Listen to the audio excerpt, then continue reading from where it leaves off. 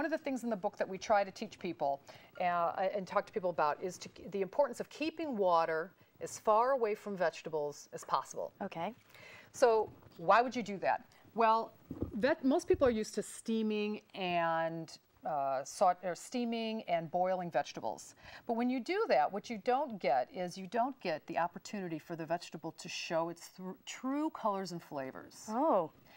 Vegetables all have sweet in them, but we don't get that sweet because we boil them and steam them, and it doesn't allow it doesn't allow the vegetable to bring out its true flavor. Now you may say, oh my gosh, vegetables, they have sweet, so what are you talking about? I don't know a sweet vegetable. But if we think about an onion, and a raw onion, if I had a raw onion and I took a bite out of it, I'd go, ew. But if I chopped up that onion and I put it in my saute pan and I stirred it and stirred it and stirred it, what would happen to it? It would get sweet. It would get brown, and it would caramelize. And what's happening with caramelization? Well, caramelization is actually sugars burning. Or browning. You don't want them to burn. So it brings out the sweetness. Okay. And you need a high dry heat in order to do that. And you need a temperature of 350 degrees associated with it. But the bottom line is that your temperature doesn't get hot enough to do what you want to do with your vegetables. So you don't have to just caramelize onions, which we're used to. You can actually caramelize other vegetables. And a high dry heat would be roasting, grilling, or sauteing. Okay, so you can get that temperature with sauteing. Yeah.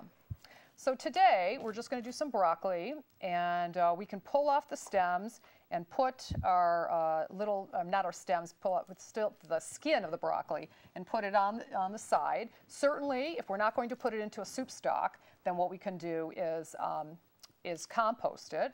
And this is exactly one of the ways that we can fight the global warming diet and make and add on to a cool cuisine. Okay. Because a third of our trash is food waste. A third? A third of our trash is food waste. And this is the stuff that gives us exactly what we want as eaters in our soil.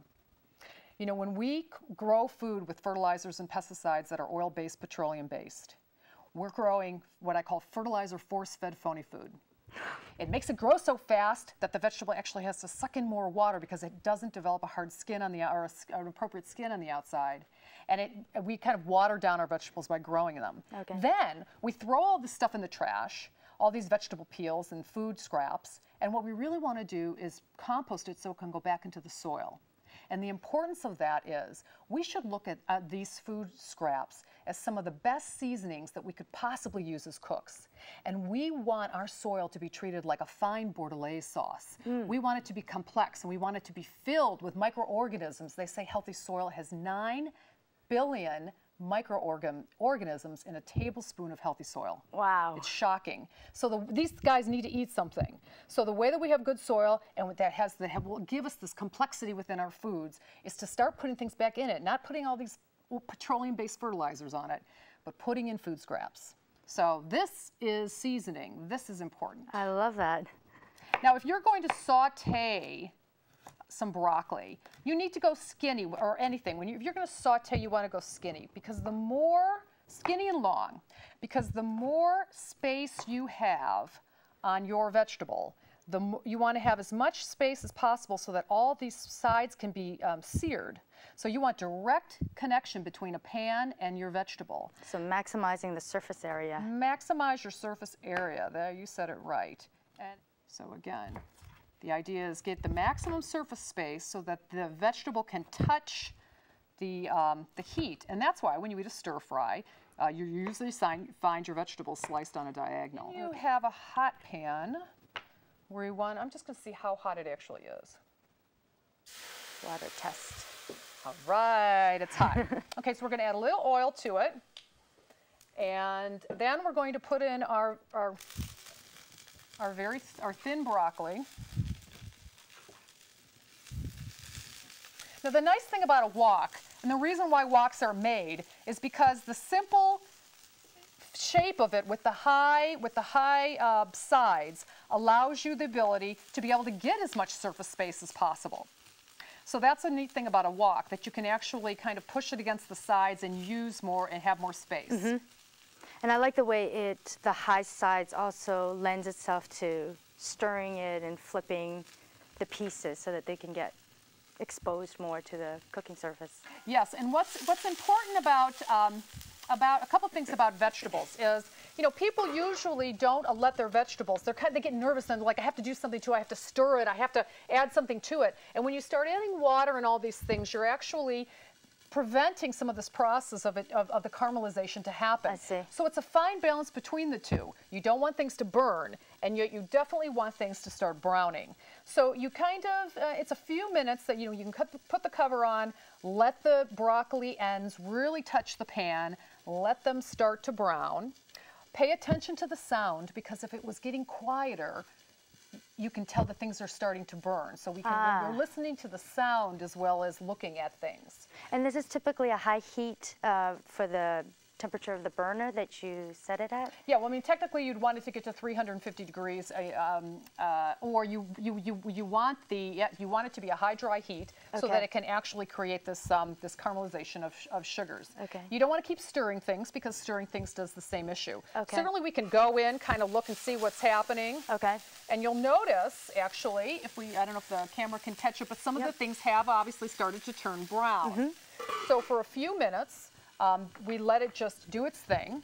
And then we're going to put in just a little bit of, we could do a couple things. We could put some of our green wine. So, you know, we have can put it here. the new type of, you've got red wine, you've got white wine, and now the in thing is green wine. Okay. So green wine can be organically grown, which we have here, Bontero, which is, or you can have green wine from wineries that are carbon neutral, green wine from wineries that create their own fuel to fuel their engines.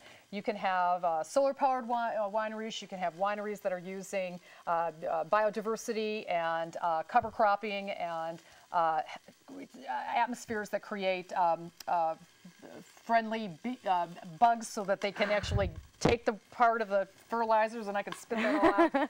So anyways, we can put wine in here, we can put stock in here. Okay. So vegetable stock, chicken stock, whatever it may be. We've got our wine open, so we're just going to put a little wine in.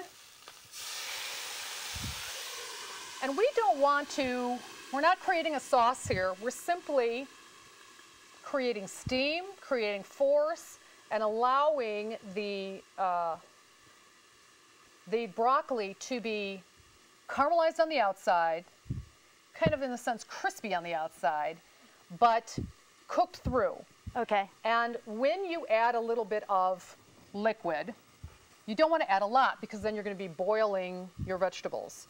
So again, just enough to kind of push through that outer layer of your vegetable. And you can go in and we can turn it.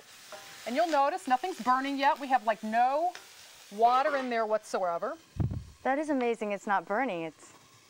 And what we're going to finish it off with is seasoning lesson number 1, which is the condiment plate. Okay. The condiment plate has seasonings and spices from the United States, from all over the world. When you're eating a cool cuisine, you want to make sure you can have your baseline foods like your meats and your dairies and your vegetables coming from the country you're in, and let your taste buds go traveling by having herbs and spices from other places.